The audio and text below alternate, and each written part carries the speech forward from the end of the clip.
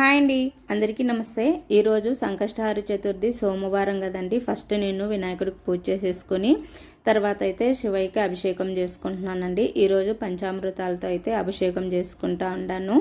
నన్నైతే ఒక క్వశ్చన్ ఇద్దరు ముగ్గురు అడిగి ఉండారండి, నేనైతే సమాధానం ఇవ్వలేదు. ఈరోజైతే ఇస్తూ ఉన్నాను.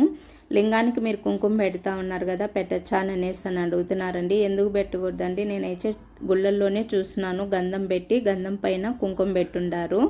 మనం ఇంట్లో పెట్టుకుంటే ఏమవుతుందండి? నేను మామూలుగా గంధము కుంకుమ పెడతాను, ఒకసారి గంధం ఒకటే పెడతాను, ఒకసారి విభూతితో పెడతాను అన్నమాట. ఏమో అండి, నేనైతే పెడతాను. తర్వాత వచ్చేసి ఈరోజు నేను అభిషేకం అయిపోయాక ఇట్లా ధూపంతో హారతి ఇచ్చి ఈరోజు ప్రసాదంగా అరటిపండ్లు అయితే పెట్టుకున్నానండి నేను. తర్వాత పూలతో ఇలా అలంకరించి సోమవారం పూజ అయితే ఇలా నేను సింపుల్గా చేసుకున్నానండి.